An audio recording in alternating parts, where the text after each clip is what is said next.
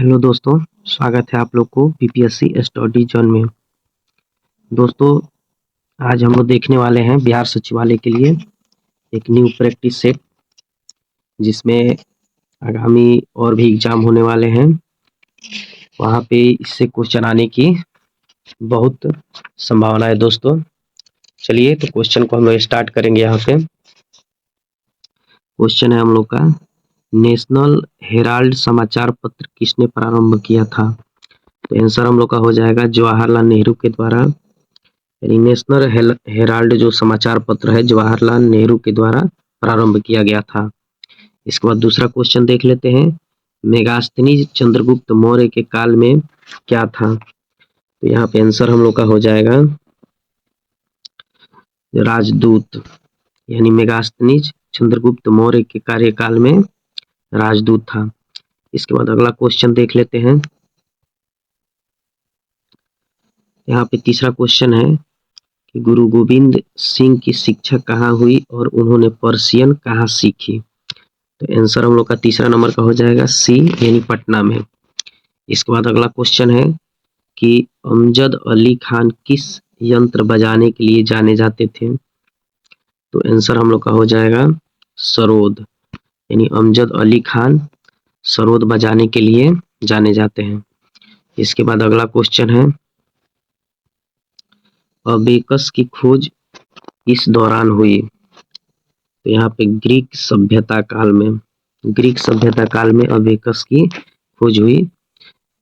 इसके बाद अगला क्वेश्चन देख लेते हैं,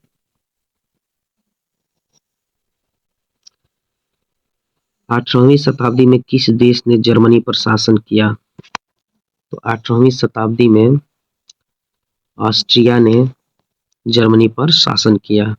इसके बाद अगला क्वेश्चन है कि भारत के दोनों लोकसभा और राज्यसभा में कोरम के लिए कुल सदस्य का कौन सा आवश्यक है? तो उसका देखेंगे कौन सा भाग आवश्यक है। तो 1/10वां भाग आवश्यक है। यानी भारत के दोनों लोकसभा और राज्यसभा में कोरम के लिए 1/10 भाग आवश्यक है। इसके बाद अगला क्वेश्चन है, साप्ताहिक शार्ली एब्दो कहाँ से प्रकाशित किया जाता है? तो आंसर हम लोग का हो जाएगा बी, यानी पेरिस से। इसके बाद अगला क्वेश्चन है कि H1N1 इसके द्वारा होता है? तो आंसर हम लोग का हो जाएगा विषाणु के द्वारा। इसके बाद अगला क्वेश्चन है कि एक जाना माना साहित्यिक समारोह कहाँ होता है? तो एक जाना माना साहित्यिक समारोह जो है जयपुर में होता है। इसके बाद अगला क्वेश्चन देख लेते हैं, 11 नंबर क्वेश्चन है कि बुध से संबंधित असुरों से जुड़े प्रतीकों में स्तूप इसका प्रतीक है। यानी पूछा जा रहा है कि स्तूप किसका प्रतीक है? तो मृत्यु का प्रतीक है। इसके बाद अगला क्वेश्चन है कि गुप्त वंश का अंतिम शासक था? तो गुप्त वंश का अंतिम शासक यहाँ पे देख लेंगे तो विष्णुगुप्त। गुप्त वंश का अंतिम शासक विष्णुगुप्त था। इसके बाद अगला क्वेश्चन है, किसने दाऊद को पटना और हाजीपुर से खदेड़ कर बाहर कर दिया? तो आंसर हम लोग का हो जाएगा अकबर ने।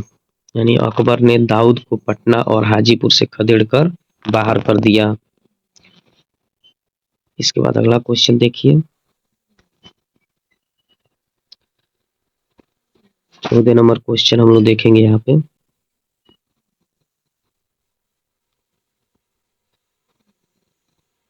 अकबर के राज दरबार में कितने रत्न थे? तो 9 रत्न थे। इसके बाद अगला क्वेश्चन देख लेते हैं कि गोवा से पूर्व पुर्तगालियों की भारत में कौन सी राजधानी थी? तो आंसर हम लोग का हो जाएगा ए, यानी कोचीन। इसके बाद है बैगनी प्रकाश का उसका जो परास है कितना एनएम में है? तो इसका आंसर हो जाएगा हम लोग का 380 से 450 एनएम के बीच है। इसके बाद अगला क्वेश्चन देख लेते हैं,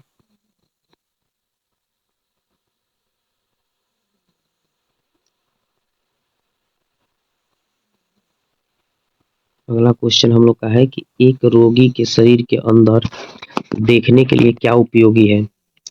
तो आंसर हम लोग का हो जाएगा सी, प्रकाश तंतु। यानी प्रकाशीय तंतु आवश्यक है। इसके बाद अगला क्वेश्चन है कि उत्तरी गोलार्ध में सबसे लंबी रात्रि कब होती है? तो उत्तरी गोलार्ध में सबसे लंबी रात्रि जो है 22 दिसंबर को होती है। इसके बाद अगला क्वेश्चन है, दो बिंदुओं के आवेश के मध्य बल F और उनके माध्य की दूरी R के बीच रिश्ता है। तो इसका हम लोग देखेंगे यहाँ पे ऑप्शन डी हो जाएगा, F समानुपाती 1/r²। इसके बाद देखेंगे चंपारण सत्याग्रह का आरंभ कब हुआ? तो 1917 में चंपारण सत्याग्रह का आरंभ हुआ। दोस्तों अगर सेशन अच्छा लगेगा तो सेशन को आप लोग शेयर ज़्यादा से ज़्यादा करेंगे। चैनल को नहीं सब्सक्राइब किए हैं तो चैनल को सब्सक्राइब कर लें, ताकि जब भी मैं नेक्स्ट में वीडियो डालूं तो इसका नोटिफिकेशन आप लोग को सबसे पहले मिले। इसके बाद अगला क्वेश्चन देख लेते हैं कि उत्तर प्रदेश का राजकीय फूल क्या है? यह उस समय पूछा हुआ क्वेश्चन, यह प्रीवियस ईयर का समझ लीजिए, बिहार एसएससी में प्रीवियस ईयर का क्वेश्चन है, तो उस समय क्वेश्चन पूछा गया था। तो बिहार का राजकीय पुष्प जो है पलाश है। इसके बाद अगला क्वेश्चन इसमें देखते हैं, यह रीजनिंग का क्वेश्चन है। यहाँ पे कह रहा है कि 583 का 293 से संबंध है, वह 488 का इसके साथ है। तो यहाँ पे देख लेंगे हम लोग क्वेश्चन जो पूछा जा रहा है कि 583 का संबंध यानी 293 से है, तो सबके अंक को जोड़ दिया गया है। यहाँ पे देखिए जो ये दोनों, इसका तीनों को अंक को जोड़ेंगे तो इसका आ जाएगा 16, और इसको तीनों को जोड़ेंगे तो 14 आ जाएगा। तो इसके बीच का अंतर 2 हो जाएगा। इसी तरह से इसको 488 को जोड़ेंगे और इन नीचे वाला में से देख लेंगे कि किसको जोड़ने के बाद से, तो यहाँ ऑप्शन हो जाएगा बी, इसको जोड़ने के बाद से इसके दोनों के बीच अंतर 2 आएगा। तो इस तरह से ऑप्शन हम लोग का बी यहाँ पे आंसर हो जाएगा। इसके बाद अगला क्वेश्चन है कि भारत में प्रथम ऊनी कपड़ों की मिल कहाँ खोली गई? तो आंसर हम लोग का हो जाएगा कानपुर में। इसके बाद अगला क्वेश्चन है कि प्राकृतिक रेशम की कितनी मुख्य किस्में हैं? 24 नंबर है, तो इसका आंसर हो जाएगा 4। इसके बाद अगला क्वेश्चन हम लोग देख लेते हैं, 25 नंबर क्वेश्चन जो है इसका आंसर हम लोग देखेंगे, यानी जालियांवाला बाग कहाँ पर है पूछा जाएगा क्वेश्चन, तो हम लोग का हो जाएगा आंसर अमृतसर। इसके बाद अगला क्वेश्चन है कि तमिलनाडु में पाई जाने वाली मुख्य जनजाति है। तो तमिलनाडु में जो मुख्य रूप से जनजाति पाई जाती है वह इरूला है। इरूला जो जनजाति है वह तमिलनाडु में पाई जाती है। इसके बाद अगला क्वेश्चन है कि जारवा जनजाति यहाँ पर पाई जाती है। जारवा जनजाति जो है, तो आंसर हम लोग का हो जाएगा अंडमान के क्षेत्र में जारवा जनजाति पाई जाती है। इसके बाद अगला क्वेश्चन, भारत की सर्वप्रथम वन्य जीव संरक्षण परियोजना का नाम क्या है? तो यहाँ 28 नंबर क्वेश्चन हो गया। तो हांगुल परियोजना, हांगुल परियोजना जो है वन्य जीव संरक्षण परियोजना है, जो भारत की सर्वप्रथम वन्य जीव संरक्षण परियोजना है। इसके बाद अगला क्वेश्चन देखते हैं कि नीति आयोग का प्रारंभ कब हुआ? दोस्तों यह बहुत ही इंपॉर्टेंट क्वेश्चन है, आने वाले सभी एग्जाम के लिए भी बहुत इंपॉर्टेंट है, एईडीओ बिहार सीजीएल के लिए। तो देख लेंगे यहाँ पे जनवरी 2015 को नीति आयोग का आरंभ हुआ था। इसके बाद से देखेंगे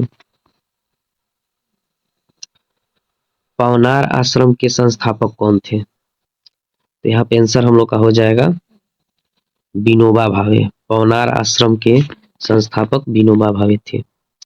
इसके बाद अगला क्वेश्चन है, यहाँ देखेंगे हम लोग जम्मू कश्मीर की शासकीय भाषा कौन सी है? यानी 31 नंबर क्वेश्चन जो है, जम्मू कश्मीर की शासकीय भाषा कौन सी है? तो आंसर हो जाएगा हम लोग को उर्दू। इसके बाद अगला क्वेश्चन देख लेते हैं, जापान की संसद कहलाती है? तो जापान की संसद को हम लोग कहते हैं डायट। जापान की संसद को हम लोग डायट कहते हैं। चलिए तो इसके बाद अगला क्वेश्चन में देखते हैं हम लोग।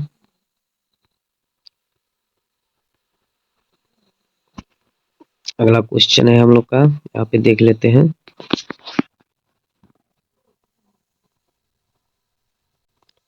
यहाँ 33 नंबर क्वेश्चन जो है इसको देखेंगे।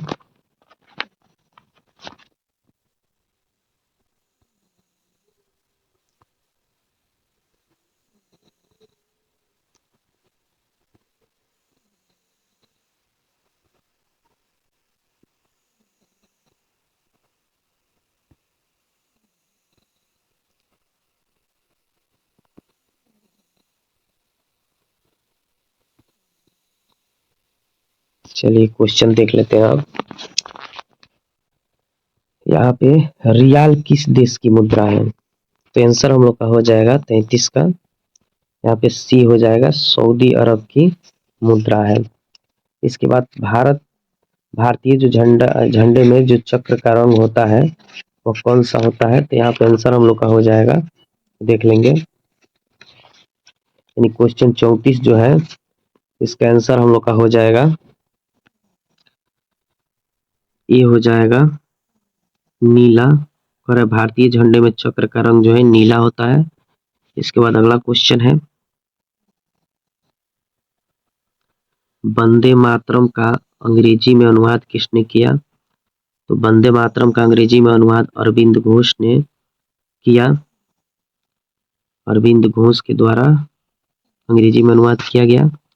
इसके बाद अगला क्वेश्चन है कि जो यहाँ पे देखेंगे क्वेश्चन, फर्स्ट चैत्र प्रायः पड़ता है इस दिन को। तो चैत्र का जो महीना होता है तो वह 22 मार्च को पड़ता है। हम लोग याद रखेंगे, जो चैत्र का जो पहला महीना होता है तो 22 मार्च को होता है।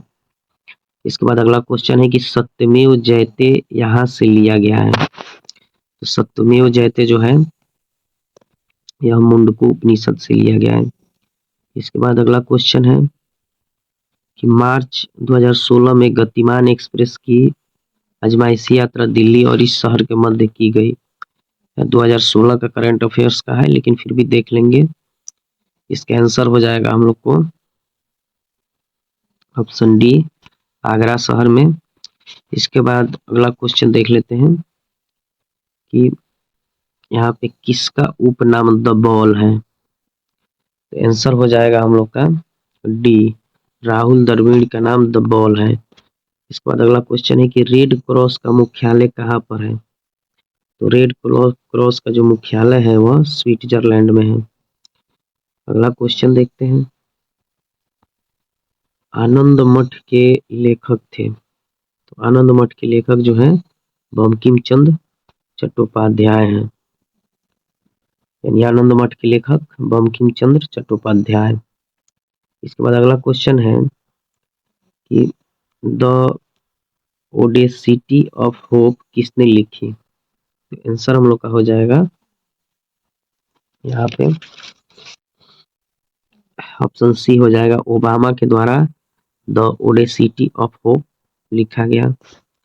इसके बाद अगला क्वेश्चन है कि समय का वर्णन करते हुए शब्द संक्षेप एटी का अर्थ क्या है? तो आंसर हो जाएगा हम लोग का, यानी समय का सदुपयोग, समय का वर्णन करते हुए शब्द संक्षेप एडी का अर्थ जो है यहाँ पे हो जाएगा एनो डोमिन। एनो डोमिन यानी ऑप्शन बी आंसर हो जाएगा। शहीद दिवस को मनाया जाता है तो यहाँ पे 30 जनवरी को शहीद दिवस मनाया जाता है। इसके बाद अगला क्वेश्चन है, अपने मोबाइल फोन के ना पहुंच पाने का डर कहलाता है। तो आंसर हम लोग का हो जाएगा यहाँ पे नेमोफोबिया। यानी अपने मोबाइल फोन के ना पहुंच पाने, एक्सेस खोने का डर कहलाता है तो नेमोफोबिया। सत्यजीत रे द्वारा निर्देशित सर्वप्रथम चलचित्र था। तो आंसर हम लोग का यहाँ पे हो जाएगा पाथेर पंचाली। सत्यजीत रे के द्वारा निर्देशित सर्वप्रथम चलचित्र था पाथेर पंचाली। इसके बाद अगला क्वेश्चन देख लेते हैं दोस्तों, बहुत ही महत्वपूर्ण क्वेश्चन है। भारत का सबसे बड़ा संग्रहालय कहाँ पर है? तो आंसर हम लोग का हो जाएगा कोलकाता में है। पंचतंत्र किसने लिखा? तो विष्णु शर्मा के द्वारा पंचतंत्र लिखा गया है। इसके बाद अगला क्वेश्चन देख लेते हैं।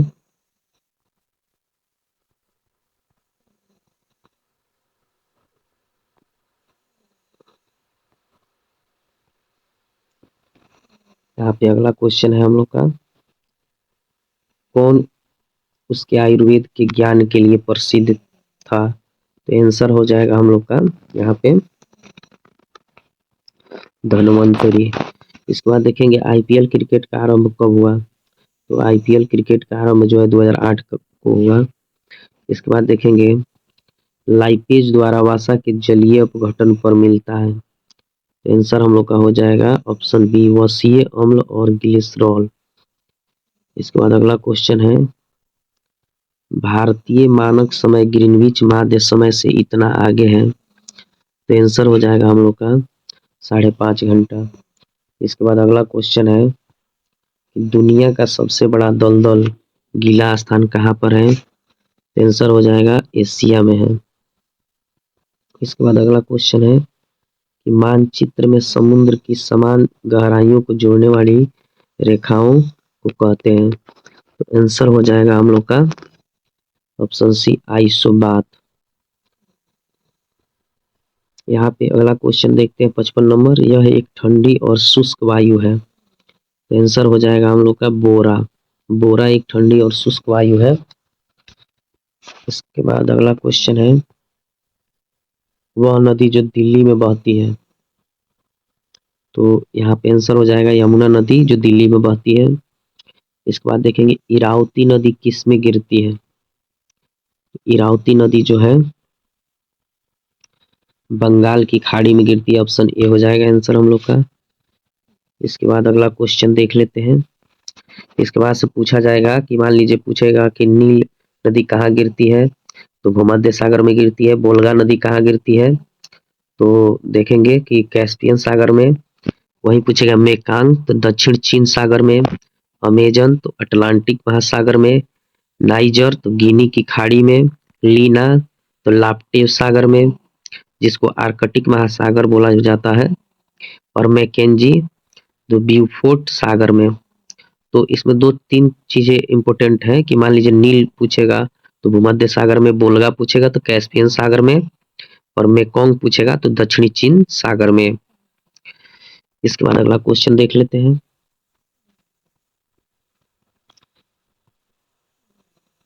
इसके बाद अगला क्वेश्चन है कि नदी का एक उथला विस्तार जो नाव पर या गाड़ी से पार किया जा सके कहलाता है। तो आंसर हम लोग का हो जाएगा रीफ कहलाता है।